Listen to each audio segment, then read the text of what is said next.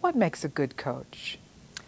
In my opinion, a good coach is somebody who, first of all, really listens. I think that's a given, it's an obvious. But I think it's really listening in a way that I find so many coaches don't listen, and that is listening for the distinction between perception and fact. And really listening for what is the belief that's holding everything in place. There's something that creates the conflict, creates the stuckness, and really getting to that piece. And then once getting there, is able to just almost instantly create the shift. You help other coaches learn this ability to find the perception or fact. And what I do is I start with a riddle, basically, in that particular lesson. And I say, John and Mary both saw the same accident. There were only 2 cars involved. And Mary said the red car slammed into the black car. And John said the red car slammed into the white car. So who's right? And then, you know, we don't really know because we weren't there, only John and Mary. Now, how come Mary says one version and John says the other? So then we come up with different things. So it could be John's colorblind. It could be the car was painted half and half. It could be the sun. I mean, it could be so many different things, but we don't know because we weren't there. So part of what a coach has to do, I always say, don't believe the client. And I always say they're not lying, but don't believe them because in actuality, we walk around with what we think is true. And then we find out with a tiny tweak of the mind, just that little tweak, and we open it up and we realize, you know what, it's really not the truth. It's what we think, but it's really not the truth. So that's what I help coaches do, that's what I help clients do, is really get to that bottom and get there really efficiently. I don't believe in going on these long fishing expeditions, finding the right question, just really cutting in, and that's what I do is laser coaching. And you are able to educate coaches in this kind of mentoring and coaching style. Talk about the perfect candidate for being trained by you as a coach. Who are you looking for?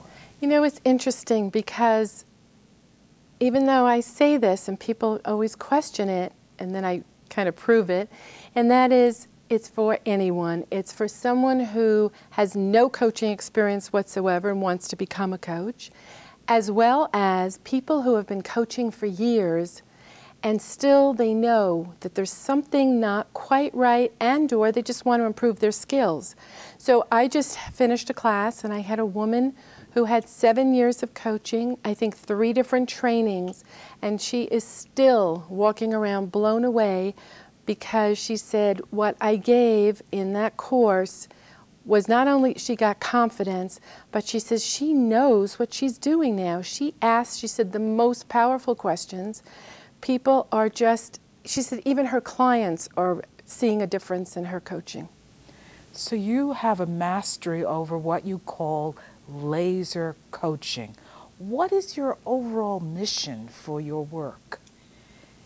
Well, I would say I came up with this mission sort of like, first it was a vision, and then I said, okay, I know now what my mission is, and that is I want to elevate the level of coaching that's out there so that it ripples out and that every coach who coaches, whoever they coach, it actually elevates and it actually helps people really change. And that's what I do as well for my own clients, is really simplify their life, but do it in a really effective and efficient way. So we get there, we figure out. In fact, I've had many times where clients have said to me, I have been in therapy for so many years for that, and in one conversation, I feel like a whole different person. Some coaches have a very directive style and a clear set of guidelines. Would you say that your style is directive, or are you someone who is facilitative in the way that you coach? Oh, definitely facilitative. But it's interesting that you use the word directive because sometimes gets confusing. For me, I'm known for direct communication, not being directive by any means. In fact, what I usually say to distinguish, because I think this helps people, if there's something that's a fact, someone says, well, what book would have that? Then it's okay to be directive and say, this is the answer. Other than that, every individual knows themselves better than any coach will ever know them.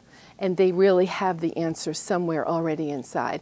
So my direct communication, which I'm not actually known for, is where I share my observation and how it comes across to me, but no holes barred. So people say that I can say the most incredibly, well, I want to say, like, if they've been coaching and it really wasn't great coaching or something, and I have to say, you know, something, they say no matter how I do it, there's so much love behind it and so much care that they can really hear it. And that's how I am with clients as well. There's this direct communication where I can really tell you, but I say it because there's a languaging, and that's not taught, and I teach coaches how to do that.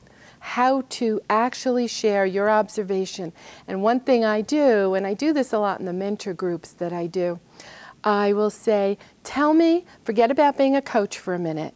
Forget about anybody listening. Just tell me what you're really thinking, your judgment, your opinion. I mean, if you really could just say anything with no consequence, what would you say to this person? You know, I think you're crazy, that's a stupid idea, what would you say? And they answer, and I say, okay, and now I'm going to help you learn how to say that so that the person can actually hear you. And there's a whole art to how to be direct, but actually direct communication comes right before creating awareness in the order of the competencies, and it's the direct communication that typically creates that awareness. There's something special about you, though. You're not just following the competencies. Students have made observations about you and your personal availability. What's some of the feedback you've gotten? Oh, well, it's so funny, because before this I said, okay, I want to hear from people, you know, what do I do that's different? And inevitably I got a list, and there were so many similarities, so no jargon, no BS. And I think one thing that I find so fascinating, because I do it naturally, is I share my personal stuff, but not in an inappropriate or unprofessional way. But if I'm asking coaches to share something that's really personal for them, then I feel there are certain things that I need to share as well. So I like to go first, and then that helps them to feel safe. And they always say, that's another universal thing that I got from answers from people, is that I create a very safe environment, and one where they feel comfortable. And the learning process, they say, and that's the other thing, I set the bar so high, and they're kind of amazed because I teach and expect, but not in a negative way, the MCC level, but in the sense that, you know, I learned from Thomas Leonard, meet the client where they are. And I do the same for the coaches. I meet them where they are, but universally, again, an answer that I got from many different people was that I expect and encourage apparently so well that people actually perform and get to raise their level of coaching much more than they ever anticipated. Like, I find their potential somehow, that's what they tell me, and then help them do their thing. You have 84 archived newsletters. Oh, my newsletters. Yeah, that's a requirement for my course, but I think it's it's Life's Little Lessons is the name of it. They're all the same length, well, they're either 700 words or less. I always keep it to that. It's one theme. And the reason I always say I'm not ego tripping when I tell students they have to read every single one of them, because there is so much information in there, not only in how to help clients, but how to help ourselves, you know, personal growth. So just as an example, I did a recent one, it was called Over the Fence. When is it your business? When is it my business? So I had one on authenticity and vulnerability, and I got, you know, and I get a lot of interesting feedback from coaches. So in any event, it's just an amazing way of covering a gamut of human behaviors that show up all the time. And a lot of times I put myself in there, and then, you know, people appreciate the vulnerability. And people will find these newsletters when they sign up to work with you? Well, they're on my website under my photo. There's a sign-up box, but it also says past issues. And I'm actually going to now, in fact, I've been thinking about this, putting in timeless past issues, because, you know, people don't want to go back and read things because they think they're old, but these are timeless. They're just human behaviors. So what's your desire in terms of your classroom, your work with people? How long does it take? How many people do you work with? Okay, oh, that's a great question, because first of all, I do it by telephone. My classes, I only take 5 people, and I'll tell you why in a second. And the mentor groups, I go up to 10 people. And the class, I only do 5 people because, as they say, I give so much. But most importantly, my goal every time I do it is I want everyone's needs to be fully met. And there's a lot. Each person has different needs, different, you know, I can customize and individualize. And so 5 people is about as much as I can hold space for at a time.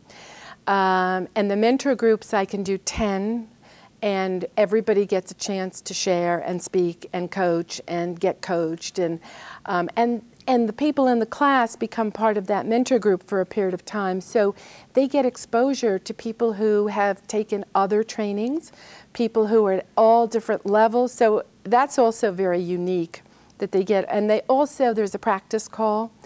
But the laser coaching course is it's only 12 weeks, but it's an intensive. We meet a lot. And yet, at the end of that time, I have literally had people who had no coaching whatsoever prior and definitely are out there and doing their thing.